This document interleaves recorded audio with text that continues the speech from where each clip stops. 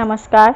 ये महाभारत कथा पूरी तरह से वेद व्यास महाभारत के ऊपर आधारित है। यदि आप इसका निरंतर श्रवण करते रहना चाहते हैं तो इस चैनल को सब्सक्राइब ज़रूर कर लीजिएगा और आगे आने वाले सभी पॉडकास्ट के नोटिफिकेशन के लिए बेल आइकन भी ज़रूर से प्रेस कर दीजिएगा। अब हम सुनेंगे धृतराष्ट्र के क्रोधित होने पर विदुर का पांडवों के पास जाना और उनके बुलाने पर लौट आना। वैशंपायन जी कहते हैं, जन्मेजय, जब पांडव वन में चले गए तब प्रज्ञाचक्षु धृतराष्ट्र के चित्त में बड़ी उद्विग्नता और जलन होने लगी। उन्होंने परम ज्ञान संपन्न धर्मात्मा विदुर को बुलाया और उनसे कहा, भाई विदुर, तुम्हारी बुद्धि महात्मा शुक्राचार्य के समान शुद्ध है। तुम सूक्ष्म से सूक्ष्म और श्रेष्ठ धर्म को समझते हो। कौरव और पांडव तुम्हारा सम्मान करते हैं और दोनों के प्रति तुम्हारी समान दृष्टि है। अब तुम कोई ऐसा उपाय बतलाओ जिससे दोनों का ही हित साधन हो। अब पांडवों के चले जाने पर मुझे क्या करना चाहिए? प्रजा किस प्रकार हम लोगों से प्रेम करे, पांडव भी क्रोधित होकर हम लोगों की कोई हानि न कर सके, ऐसा उपाय तुम बतलाओ। विदुर जी ने कहा, राजन, अर्थ, धर्म और काम, इन तीनों के फल की प्राप्ति धर्म से ही होती है। राज्य की जड़ है धर्म। आप धर्म में स्थित होकर पांडवों की और अपने पुत्रों की रक्षा कीजिए। आपके पुत्रों ने शकुनी की सलाह से भरी सभा में धर्म का तिरस्कार किया है, क्योंकि सत्यसंध युधिष्ठिर को कपट युद्ध से हराकर उन्होंने उनका सर्वस्व छीन लिया है। ये बड़ा अधर्म हुआ। इसके निवारण का मेरी दृष्टि में एक ही उपाय है। वैसा करने से आपके पुत्र पाप और कलंक से छूटकर प्रतिष्ठा प्राप्त करेंगे। वो उपाय ये है कि आपने पांडवों का जो कुछ भी छीन लिया है वो सब उन्हें दे दिया जाए। राजा का ये परम धर्म है कि वो अपने हक में सही संतुष्ट रहे, दूसरे का हक न चाहे। जो उपाय मैंने बतलाया है उससे आपका लांछन छूट जाएगा, भाई भाई में फूट नहीं पड़ेगी और अधर्म भी नहीं होगा। ये काम आपके लिए सबसे बढ़कर है कि आप पांडवों को संतुष्ट करें और शकुनी का अपमान करें। यदि आपके पुत्रों का सौभाग्य तनिक विशेष रह गया हो तो शीघ्र से शीघ्र ये काम कर डालना चाहिए। यदि आप मोहवश ऐसा नहीं करेंगे तो सारे कुरुवंश का नाश हो जाएगा। यदि आपका पुत्र दुर्योधन प्रसन्नता से पांडवों के साथ रहना स्वीकार कर ले तब तो ठीक ही है, अन्यथा परिवार और प्रजा के सुख के लिए उस कुल कलंक और दुरात्मा को कैद करके युधिष्ठिर को राज सिंहासन पर बिठा दीजिए। युधिष्ठिर के चित्त में किसी के प्रति राग द्वेष नहीं है, इसलिए वे ही धर्मपूर्वक पृथ्वी का शासन करें। यदि सब लोग मेल मिलाप से रह सकें तो पृथ्वी के सभी राजा हमारे सामने वैश्यों के समान सेवा करने के लिए उपस्थित होंगे। दुशासन भरी सभा में भीमसेन और द्रौपदी से क्षमा याचना करें। आप युधिष्ठिर को सांत्वना देकर राज सिंहासन पर बिठा दें। और तो क्या कहूँ, बस आप इतना करने से कृतकृत्य हो जाएंगे। धृतराष्ट्र ने कहा, विदुर, ये तुम क्या कह रहे हो? तुम पांडवों का हित चाहते हो और मेरे पुत्रों का अहित। मेरे मन में तुम्हारी बातें नहीं बैठती। तुम बार बार पांडवों के पक्ष की ही बात कहते हो। भला मैं उनके लिए अपने पुत्रों को कैसे छोड़ सकता हूँ?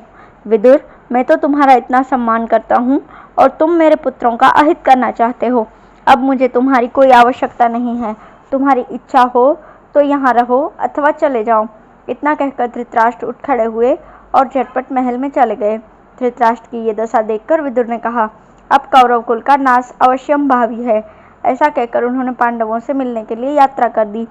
यूँ तो विदुर जी के चित्त में सर्वदा ही पांडवों से मिलने की लालसा बनी रहती थी, परंतु आज धृतराष्ट्र के व्यवहार से उन्हें उसको पूरा करने का अवसर मिल गया और उन्होंने एक रथ पर सवार होकर काम्यक वन की यात्रा कर दी।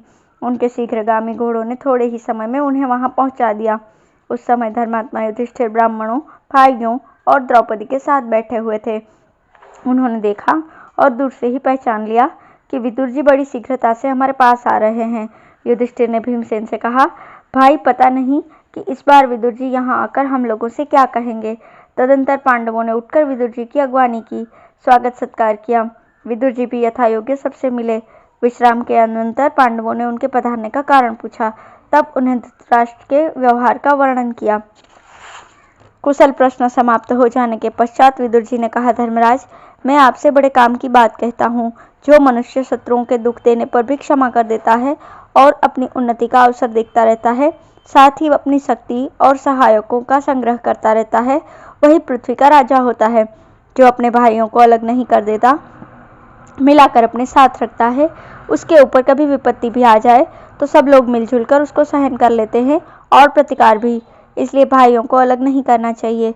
भाइयों के साथ सच्ची और महत्वपूर्ण बात करना ही ठीक है और ऐसा व्यवहार करना ही चाहिए जिससे किसी को कुछ शंका न हो। जो स्वयं खाए वही अपने भाइयों को भी साथ बिठाकर खिलाए। अपने आराम के पहले उनके आराम की व्यवस्था कर दे। जो ऐसा करता है उसी का भला होता है। युधिष्ठिर ने कहा, चाचा जी, मैं बड़ी सावधानी के साथ आपके उपदेश के अनुसार काम करूंगा। और भी आप हम लोगों की अवस्था और समय के उपयुक्त जो कुछ ठीक समझते हो बतलावे। हम लोग आपकी आज्ञा का पालन करेंगे। जन्मेजय, इधर जब विदुर जी हस्तिनापुर से पांडवों के पास काम्यकवन में चले गए तब राजा धृतराष्ट्र को अपनी भूल पर बड़ा पश्चाताप हुआ। वे विदुर का प्रभाव, नीति और संधि विग्रह आदि की कुशलता का स्मरण करने सोचने लगे। अब तो पांडवों की बन गई, उन्हीं की बढ़ती होगी। धृतराष्ट्र व्याकुल हो गए और भरी सभा में राजाओं के सामने भी मूर्छित होकर गिर पड़े। जब होश हुआ तब उन्होंने उठकर संजय से कहा, संजय, मेरा प्यारा भाई विदुर मेरा परम हितैषी और धर्म की साक्षात मूर्ति है। इसके बिना मेरा कलेजा फट रहा है। मैंने ही क्रोधवश होकर अपने निरपराध भाई को निकाल दिया है। तुम जल्दी जाकर उसे लिवा लाओ। विदुर के बिना मैं जी नहीं सकता। मेरे प्राणों की रक्षा करो। धृतराष्ट्र की आज्ञा स्वीकार करके संजय ने काम्यकवन की यात्रा की। काम्यकवन में पहुंचकर संजय ने देखा कि धर्मराज युधिष्ठिर मृगछाला ओढ़े अपने भाई और विदुर जी के साथ हजारों ब्राह्मणों के बीच बैठे हुए हैं। संजय ने प्रणाम किया और पांडवों ने उनका यथायोग्य सत्कार। विश्राम और कुशल मंगल के पश्चात संजय ने अपने आने का कारण बतलाते हुए कहा, विदुर जी, राजा धृतराष्ट्र आपको याद कर रहे हैं। आप हस्तिनापुर में चलकर उन्हें दर्शन दीजिए और उनके प्राणों की रक्षा कीजिए। विदुर जी ने संजय के कथनानुसार पांडवों से अनुमति ली और फिर हस्तिनापुर लौट आए। विदुर से मिलकर धृतराष्ट्र को बड़ी प्रसन्नता हुई। उन्होंने कहा, मेरे प्यारे भाई, तुम्हारा कोई अपराध नहीं है। ये बड़े सौभाग्य की बात है कि तुम सकुशल लौट आए। तुम्हें वहाँ मेरी याद तो आती थी ना। तुम्हारे जाने के बाद मुझे नींद नहीं आई। मैं जागृत अवस्था में ही अपने शरीर को श्रीहीन देखता था। मैंने तुमसे जो कुछ अनुचित कहा उसके लिए मुझे क्षमा कर दो। विदुर जी ने कहा, राजन, आप मेरे पूजनीय और बड़े हैं। मैंने तो आपकी बातों पर कुछ ध्यान ही नहीं दिया था। अब भला उसमें क्षमा करना क्या है। आपके दर्शन के लिए ही मैं यहाँ आया हूँ। मेरे लिए पांडव और आपके पुत्र एक से हैं। फिर भी पांडवों को असहाय देखकर मेरे मन में स्वभाव से ही उनकी सहायता करने की बात आ जाती है। मेरे चित्त में आपके पुत्रों के प्रति कोई द्वेष भाव नहीं है। इस प्रकार एक दूसरे को प्रसन्न करके सुख से रहने लगे। धन्यवाद।